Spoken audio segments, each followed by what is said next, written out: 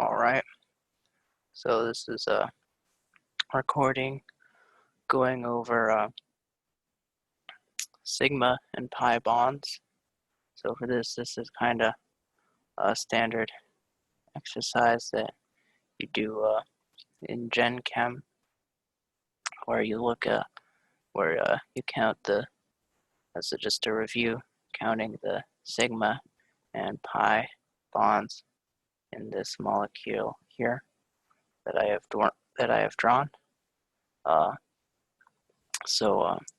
First, you want to, I'd say, to familiarize yourself with the notations used in organic chemistry, you want to identify the structure that's being used. I drew this in a skeletal structure. Mostly, I showed these two carbon atoms, although that isn't necessary in skeletal structure. I did that kind of to make it easier for myself to draw it, because drawing triple bonds can sometimes be tricky. You lose track of the carbons. Anyway, so this is it's in skeletal structure now. However, for counting sigma bonds, you're going to want to show all the bonds. So, right, So right at this carbon, it's bonded to a hydrogen. Same for this carbon and this carbon and this carbon. You got to make sure that all the carbons have 4 bonds, and this carbon too. Look at it; it only has 3 carbons, or 3 bonds. Sorry. So you got to add a hydrogen over here. And this carbon too only has 3, so you gotta add hydrogen. And remember, nitrogen generally only makes 3 bonds. Now you just count them up. So basically, every single bond is going to be a sigma bond, and then as is every bond is going to have 1 sigma bond, and then you just add pi's based on how many more bonds there are. So, but let's just go do that in practice. So here's sigma. Actually, because there's a bond between the oxygen and the hydrogen. So there's sigma.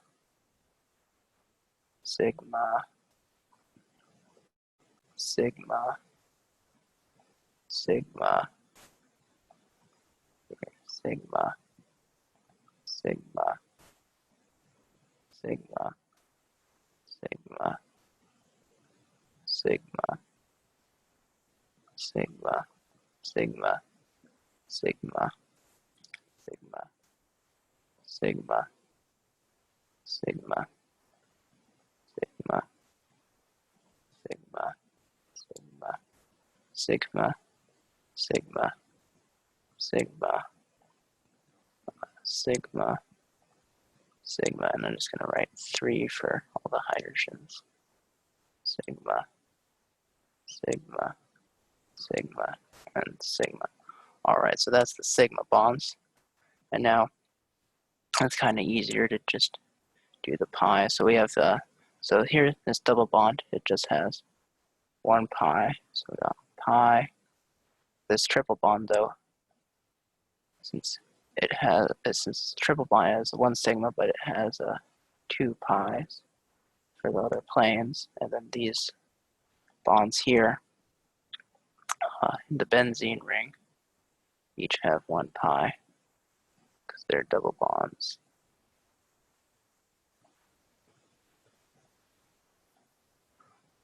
And then finally, this oxygen here, though it's an oxygen, that's not going to affect the sigma or pi. It still has a pi bond. And now,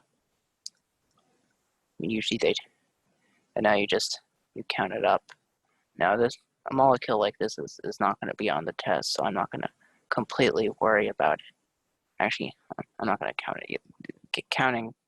Counting is definitely a prerequisite. You can count these up. A molecule like this is certainly not going to be on the test, but you can see that you can see once you label it all, counting it up should be pretty easy. Now we're gonna undo all of that to show one last thing.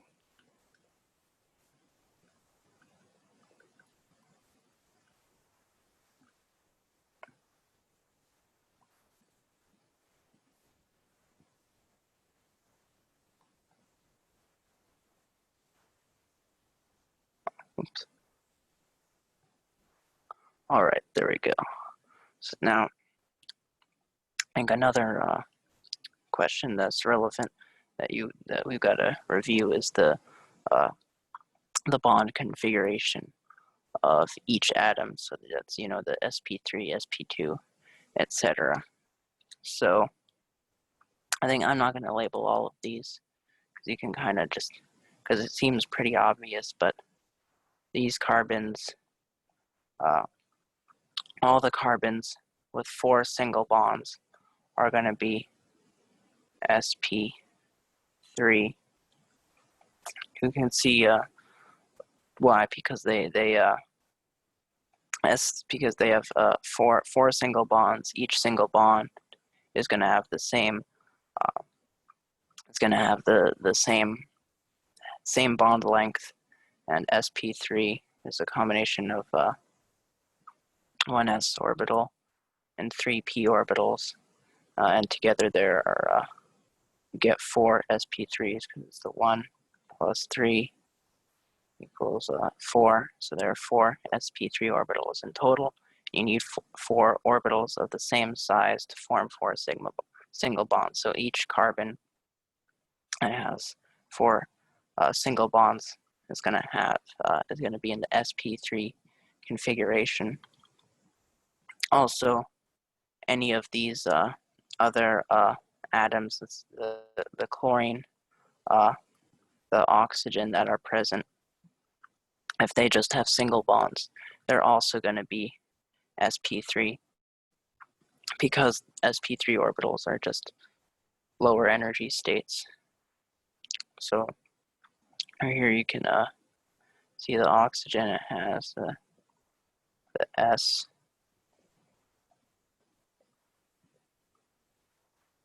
and then the P oxygen has 6 valence electrons. So it's 3, 4, 5, 6. There's its 6 valence electrons. So it's going to promote one of the S's. And then you have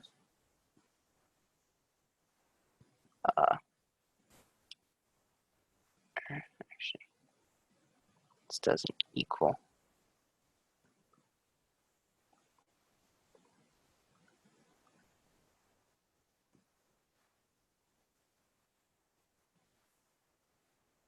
It goes to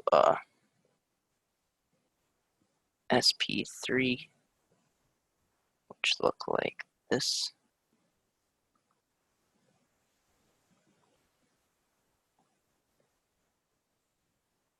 You got that.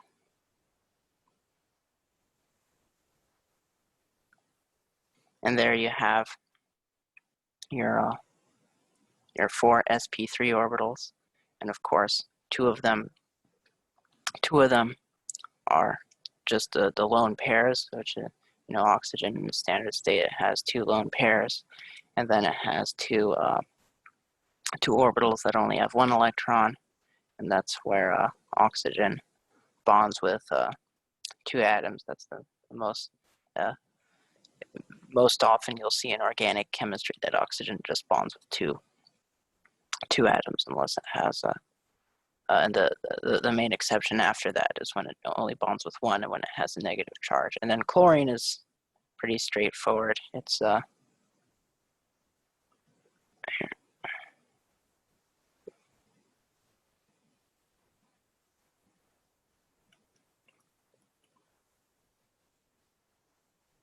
Chlorine is pretty straightforward. It just has one more electron in the valence shell. So this is promoted, and then you get sp3 like this with only one electron that can be shared, and 3 lone pairs, so pretty standard.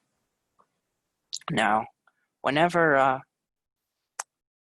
think the best way to look at it for bonds that aren't single bonds is whenever, when the carbon makes any greater bond than a double bond, you have to add a pi orbital, and in order to get a pi orbital, you want to look at it where you start at sp3, and then you subtract each pi orbital you need to make the bonds that you want to make. So this carbon right here, it has one double bond, and it needs a pi orbital for that double bond. So it would be in the sp2 configuration. You have eraser.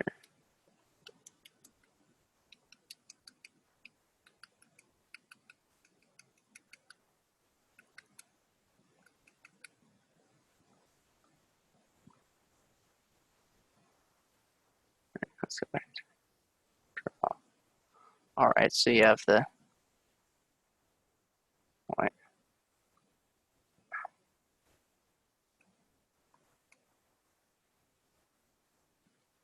All right, so you have the S with the 2, and then you add carbon has 4 valence electrons. So you add the two electrons in the p orbitals, and then when you promote the electrons, and then you promote one electron, and then you get sp2s. You get 3 sp2s, each with 1 electron, and then you have the 1 p orbital left, which also has 1 electron. And there you see that's carbon with when it just forms a single bond, because you have sigma, sigma, and sigma, and each one of these sigmas is sharing an electron from one of the sp2 orbitals, and then you have this pi bond right here, which is sharing the electron in that orbital. And then triple bonded carbon, it's just, you need one more p orbital, so it's just sp configuration. It looks like this. You have 2 sp orbitals, and then 2 p orbitals with 2 electrons.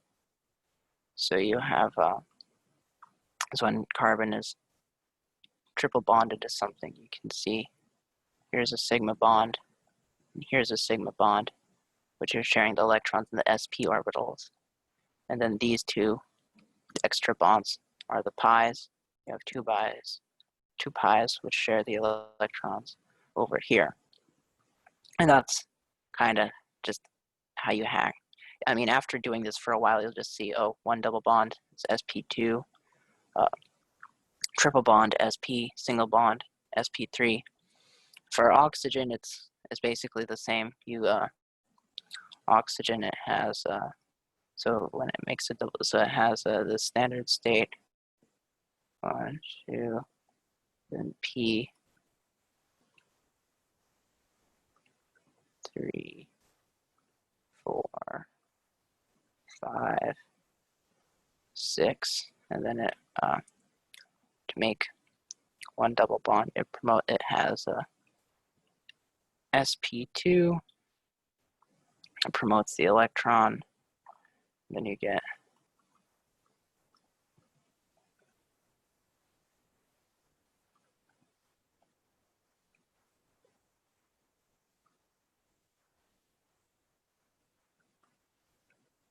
and a p, which has 1 electron in there. You see it has 1, 2, 3, 4, 5, 6, so it's 6 electrons, but in this time the two lone pairs are sp2 orbitals, and this one lone pair right here is where you form the sigma bond, and then this and then you have 1 electron in the pi bond for the forming the double bond. So you have oxygen double bonded. Here these two. These are in the sp2 orbitals. You have sigma, which is sp2, and then pi, which is just in p. And the same is going to happen for nitrogen when it forms double bonds, and when it forms triple bond, it's an sp. I think that the one configuration that we don't have here, that and you don't really see that often, is carbon with 2 double bonds. That's what you see in carbon dioxide, and there are very few organic molecules that have this configuration because it's not the most stable. So as you'll learn, the double bonds, you can't rotate around them because of the pi. But anyway, right, I guess right now I want you to pause the video and take a guess as to what the configuration of the carbon and the oxygen is. So just pause the video. Now we're back. Well, you see, so the carbon, it has 2 sigma bonds